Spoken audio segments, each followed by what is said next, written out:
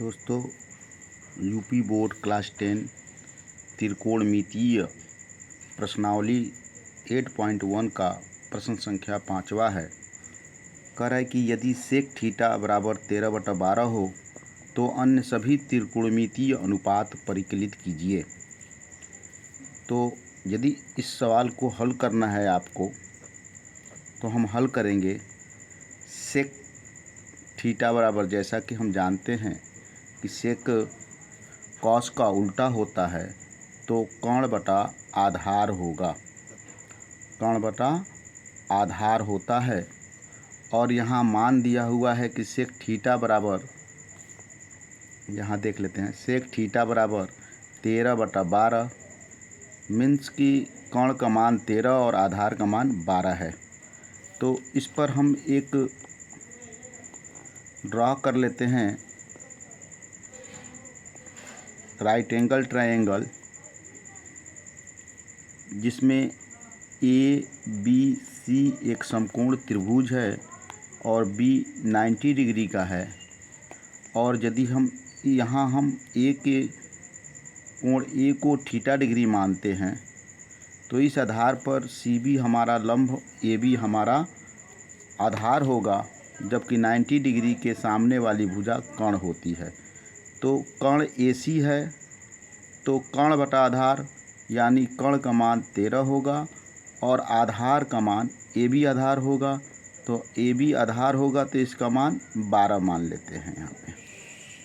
अब हम पाइथागोरस प्रमेय से सी बी जो एक भुजा बच रही है, इस सी बी का मान ज्ञात करेंगे।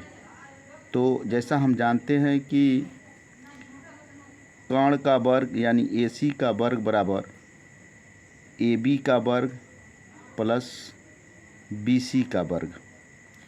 ए सी है आपका 13, तो 13 का वर्ग बराबर 12 का वर्ग प्लस बी सी का वर्ग। तो बी सी का वर्ग बराबर 13 का वर्ग माइनस 12 का वर्ग। अब यहाँ हम देखते हैं कि 13 का वर्ग, इसका मान 169, जबकि 12 का वर्ग 144 होता है। तो B C equal to root में, अब हम इसे सब्ट्रैक्ट करेंगे, 25 होगा, जिसका मान 5 आता है। इस प्रकार हमें प्राप्त हो गया कि बी सी जो एक भुजा है वह 5 सेमी होगी या 5 यूनिट होगा उसका। अब इसके आधार पर अन्य सभी त्रिकोणमितीय अनुपात परिकलित करना है। इसी एंगल को मानते हुए एक तो हमने ज्ञात कर लिया सेक थीटा। अब हम बाकी बचे 5 को ज्ञात करेंगे। तो यहाँ हम ज्ञात करें साइन थीटा। साइन थीटा का मान होता है लंब बटा कर्ण। तो ये थीटा है और थीटा के सामने वाली भुजा आपका लंब होगा, तो लंब बटा कर्ण।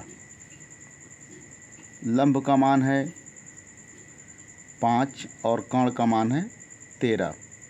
जबकि कॉस थीटा ज्ञात करें तो होता है आधार बटा कर्ण। और आधार बटा कर्ण में देखते हैं कि आधार 12 है और कर्ण 13। बाकी हमारा 10 आता है, तो 10 थीटा बराबर लंब बटा आधार।